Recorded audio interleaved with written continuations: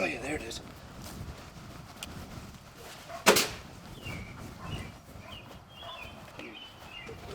My wife doesn't see this video. Hold on. Let me do it. You get trim? I got it. You going, got it. going all the way? Yeah, this one's for the boys. Oh, dude.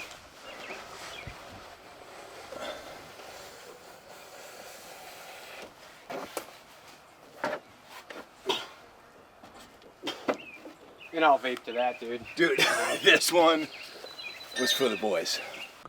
All right, so we got our stairs in place, landing's done. Boys are wrapping up lateral ties and stuff. I'll show you what a lateral tie is. Come here. So this is a lateral tie.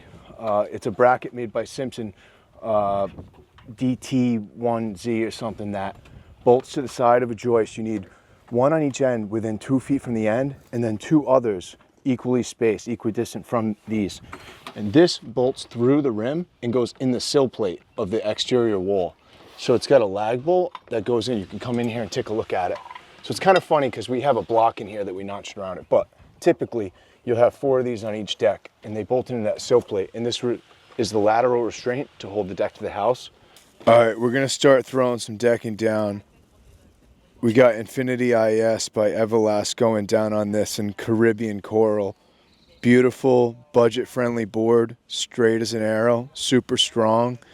It is a scallop board, so if you look at the end profile of this, you can see that they have this I-beam extrusion.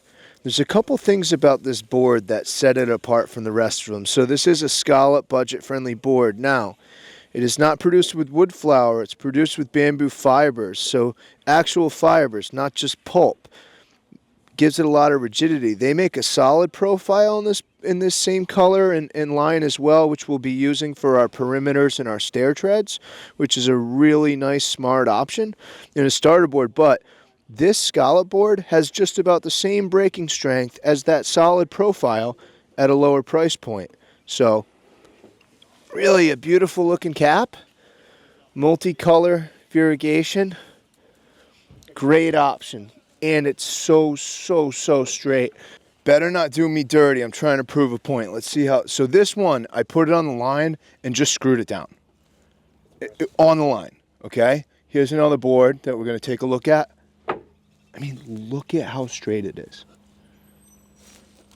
I've never seen a better, more consistent straight extrusion in my life. All right, so we're using a camo wedge clip. Nice thing about the wedge clip is you can go this way, you can go this way, anyway. Really any decking too, any groove decking. We use them in everything. Same clip. Just like that. And we'll just start laying these bad boys and knocking some boards in. And so you can see here that we got a diagonal orientation. So for every foot of run, we actually have almost 17 inches of diagonal. That's why it's really important to frame your deck 12 inches on center, or with some boards even less if they're not as strong, because when you go diagonal, the span of the decking is going to be longer. All right, we're doing some post layout. So we're always going to start with our corners and our ends. We're going to come over here. We're holding 1.5 inch reveal on the outside edge, all right? Going to center that right on that miter outside. So I'm going to hold 1.5 inches. I'm going to center my outside hole on that miter. Check it for square on this side. Check it for alignment. It's pretty good right there. I should be nice and center on the miter. Now, grab the chalk shot. Nice little tool here. The self-centers in the hole, gives you a nice accurate center mark for your pre-drill. So we want this outside screw to fall in the center of our rim or our band. And then the inside corner will go on blocking. So we're in the field, we'll have 2 in the rim, 2 on the inside on our blocking. All right, so the easiest way to lay out equidistant railing is your on-center measurement can actually be from one side of the post to the same side of the post on the other end. So I got 320 and 7/8 overall. So I have 320 inches and 7/8 overall. I'm going to divide that by 4 sections. It's going to give me 80 1/4. So 80 1/4 is my on-center measurement, but since I'm pulling from the left side of that post to the left side of that post, I can just mark 80 1/4 X to the right. So especially when you're doing a lot of them, like, so if I mark 80 1/4 here, all right, and I'm going to be X to the right, if I press plus equals, it's going to double that number. So 160 7/16 is going to be the most accurate division. Now, I'm marking my 160 7/16. You can see that we laid that seam out to land underneath the post because we've already done this math. Now we just press equals. So now you can press equals and it'll give you one more instead of doubling it again. So 240 11/16. All right, 240 11/16, X to the right. All right, there's your post. And then if you see, if I press equals again, it's going to give me that 320 7/8. So you come down here, 320 7/8. Equidistant spacing without having to do offsets from a center mark. It just makes it easier to do layout. It's fast. Same thing really as you're laying out studs, rafters, joists, anything like that. It's just with posts.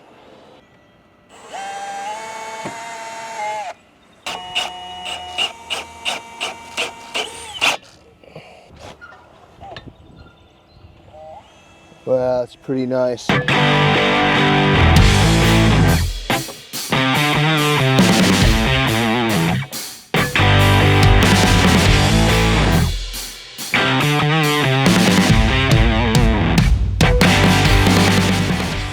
Block the bays where we know our railings are going to fall. So you can see that we already had the block that catches the inside of the diagonal board, so we just tripled that up to grab that back bolt. And yeah, you are not moving that one. It's working until the job's complete. A lot of slacker like Saw or Zach. I'm all 100% business. Get the project done before you start stripping down your clothes. These guys have been hanging out. They're putting suntan lotion on. They're hanging out in the trailer. They're talking. I've been working since we got here on site. So a bunch of chazzes, and we build 2 or 3 decks a week. But I gotta carry the team, so it is what it is. They're trying to sabotage me. They keep trying to make me move over. It don't matter, dude. Look at that miter. These guys dream about making miters like that. A lot of people on the internet dream about it. I live this lifestyle, dude. All right, so when I'm doing railing layout, there's 2 different occurrences. It's either going to be baluster on center or center split between baluster. And we want to choose the one that has the largest space at the end of the run. I see that a lot when people, they go with the wrong one and they cut them all centered off a baluster, and then they have these little tiny spaces on either side of the baluster. If the space is less than half of that, then you did it wrong. Yeah, yeah. Because you should always have at least half of the space or better. Yep. No matter what the width is. Yeah, yeah.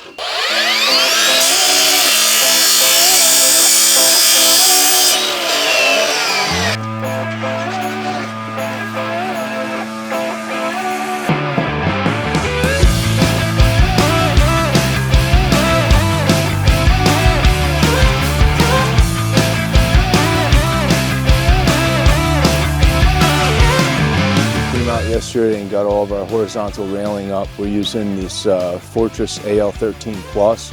Super sweet, nice heavy duty aluminum rail. Gloss white, love the gloss white. Everything, pretty much most of what we do now is black railing, and the white is cool. We're also putting together a plan to do some cladding on this. Originally this design was for a small diamond lattice on this front edge, and I'm pushing back on that. I really want to do either a horizontal or a vertical cladding with the Owens Corning fascia. I don't know. I just think it looks so cheesy. Yeah, I just do. The lattice is cheesy, it cracks, it breaks. It looks cheap, in my opinion. Yeah, so we've made a decision on the cladding. We're gonna go with horizontal cladding. We're gonna center a 12-foot panel and then a couple of about 8-foot panels on either side of it, whatever this lays out to be. Should be like a shy 8 feet, be about 94, and then we'll cap the column on either side to hide the butt seams.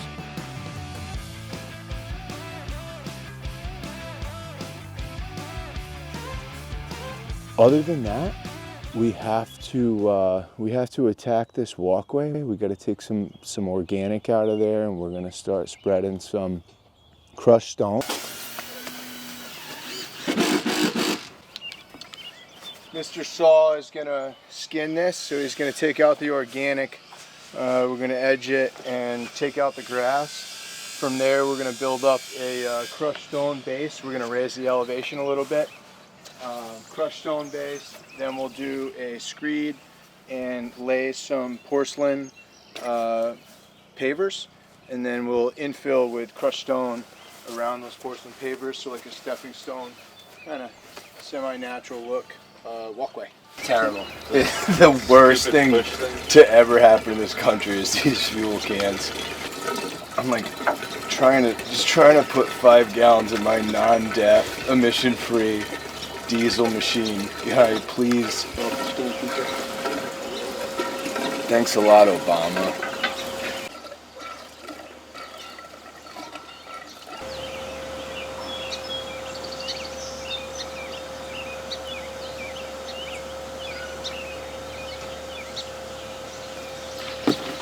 Drop. Perfect pour. Yep.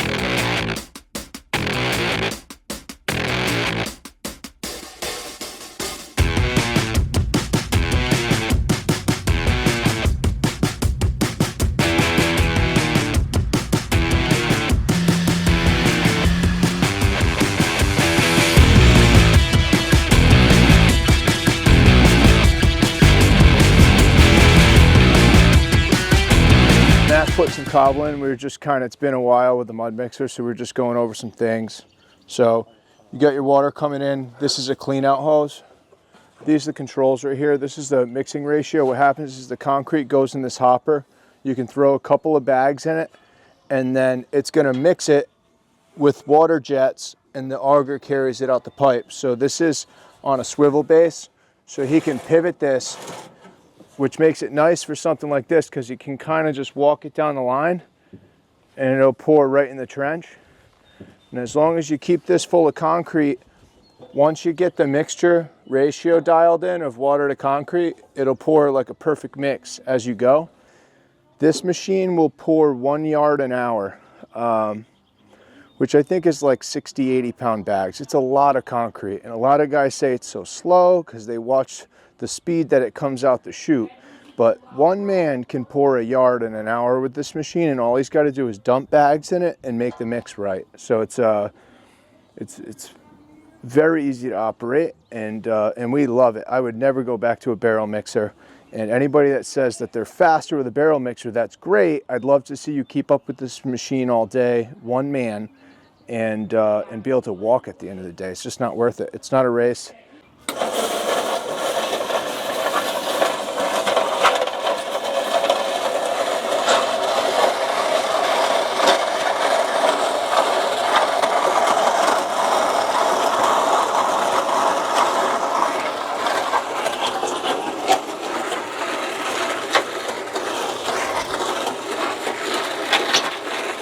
It's a little wet. I'm gonna back it off. See, I knew it, about 40. Oh yeah, whoa, look, they can never keep me down, I'm going. And if I ever fail to snow, I'll go again. I never quit, cause I know that every loss may lead to another win. I'm going up.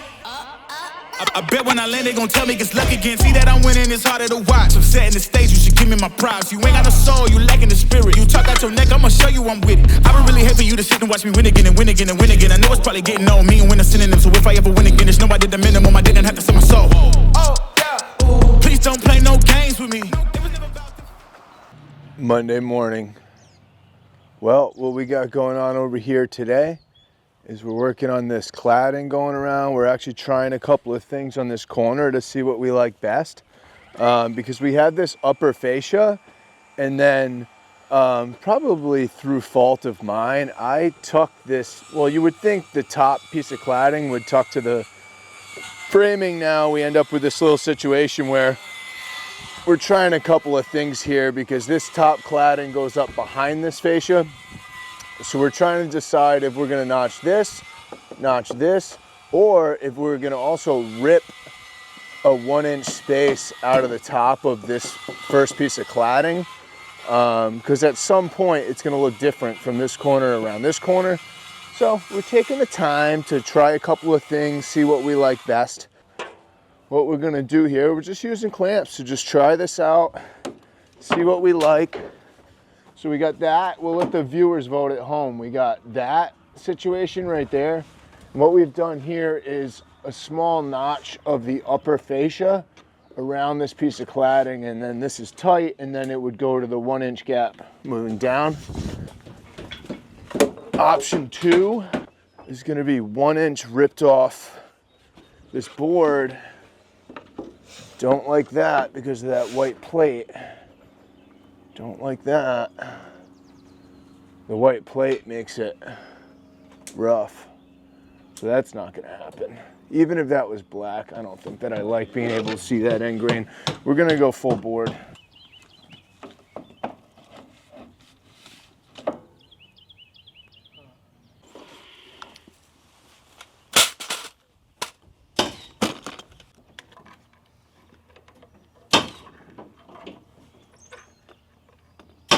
So we are running some cable for lights. So we're actually using a 2-meter extension cord.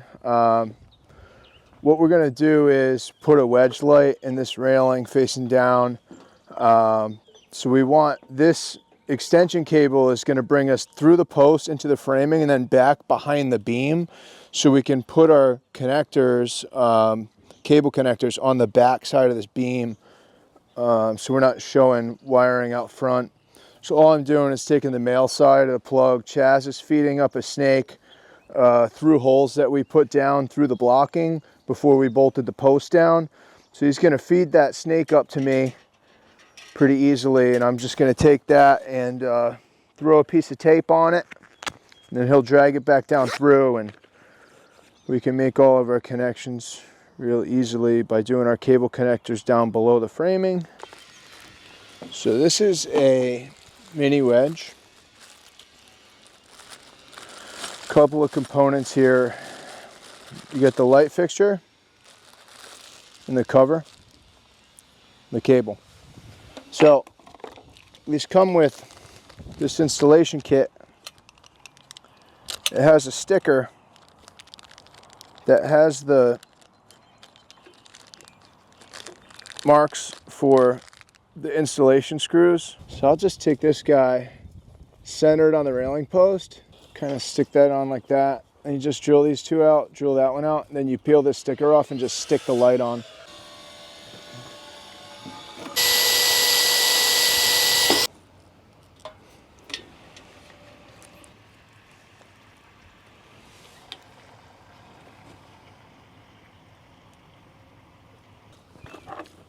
We are going to put white covers on these, but I have the black ones in stock, and the only difference is the cover. We actually used to paint these white when we were doing white railing. Now they make a white one, so we have some ordered in. I'm just going to put these black covers on for now because they just snap right on, and I can just swap them out for the white ones when they come in. That's it. Cable connector goes together. Up top we are done. This would just get put in this post. Obviously this can be swapped out if anything ever happens to it pretty easily, and we'll just have our connection right here in the top of the post. Get the staple gun out. Let's go ahead and do our home run. We'll do our home run on the back side of that beam. And then I want you to turn it in.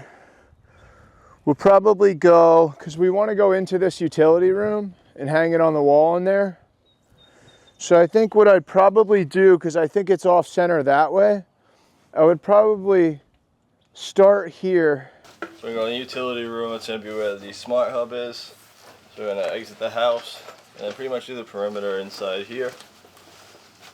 loop the landing. That will take care of all the lighting on the stairs.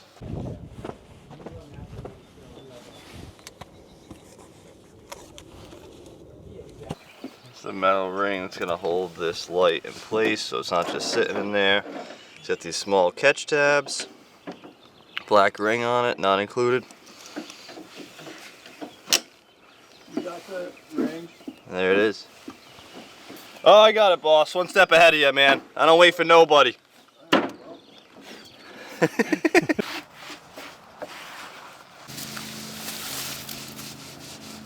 All right, my tunic's a wrap. It's looking great. Wait till you see it with the lights on. Really happy with this one. We shifted from a lattice to a cladding. Used all the Owens Corning material for the fascias and the cladding. The gloss white railing from Fortress. This thing looks primo. Super happy with the project, but we're on to the next one, so stick with us. We're going to Warwick.